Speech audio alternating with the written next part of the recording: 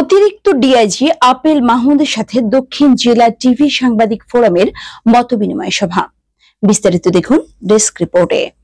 কক্সবাজার পর্যটকদের নিরাপত্তার কথা মাথায় রেখে দিনরাত কাজ করে যাচ্ছে টুরিস্ট পুলিশ বলে জানিয়েছেন টুরিস্ট পুলিশের অতিরিক্ত ডিআইজি আপেল মাহমুদ। তিনি গতকাল দুপুরে চট্টগ্রাম দক্ষিণ জেলা টিভি সাংবাদিক ফোরামের সাথে টুরিস্ট পুলিশ কক্সবাজার রিজন কর্তৃক পর্যটন শিল্পের বিকাশে সাংবাদিকদের করণীয় শীর্ষক এক আলোচনা সভায় প্রধান অতিথির বক্তব্যে তিনি একথা বলেন।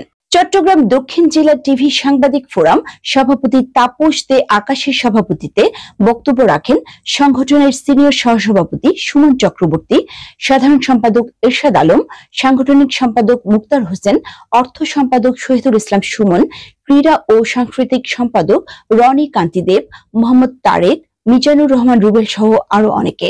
তিনি আরো বলেন, এখন কক্সবাজার শহরে ছিনতাইকারী নাই বললেই চলে। সমুদ্র সৈকতে তৃতীয় লিঙ্গ দ্বারা পর্যটকরা যে হয়রানির শিকার হতো তা আমি সম্পূর্ণভাবে বন্ধ করতে সক্ষম হয়েছি। সময় দেখা যায় কি সে রুম যে বুকিংটা দিয়েছিল বুকটা ক্যান্সেল হয়ে যায়। সেই ক্যান্সেল হয়ে যাওয়ার কারণে প্রবলেম, কারণ সে তো একদম তৃতীয় ট্রাভেল এজেন্সি দ্বারা রুম নিয়েছিল, ট্রাভেল এজেন্সি তাকে রুমটা নিতে পারে নাই, তখন সে আরেকজনের কাছে রুম নিয়ে যায়। পিক আওয়ারে সে যখন রুম পায় না তখন এখানে সেখানে করি। এটা আমাদের ট্যুরিজমের ক্ষেত্রে এখানে জন্য সে টাকা দিয়েছে, 3 দিনের সময় যদি মনে করে আমি থাকবো না তখন তাকে টাকাটা ফেরত দেওয়া হয় না। এটাও আমাদের যে ট্যুরিজমের একটা নেগেটিভ। আমি টাকা দিলাম, আমি থাকবো না, আমার মা মারা গেছে বা বাবা মারা গেছে, চলে যেতে হবে, তখন সে ব্যাক করতে পারে। তারপরে হোটেলের মধ্যে এখানে যে ফেসিলিটি থাকা দরকার ফেসিলিটি নেই। অনেক হোটেলে আছে আপনার এয়ার এসি নেই, তার বালিস্টিক নেই, তারপরে সিগারেট খাওয়ার জন্য জরিমানা করে। সিগারেট সে খাবে, স্মোকিং জোন নাই, সে তার যখন স্মোকিং জোন থাকবে রুমে সিগারেট খাবে, কিন্তু রুমে সিগারেট খাওয়ার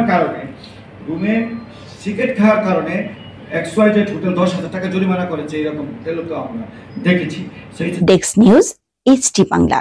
ওয়ালটন আবারও মিলিয়নিয়ার অফারে ওয়ালটন ফ্রিজ কিনে আপনিও হয়ে যেতে পারেন মিলিয়নিয়ার।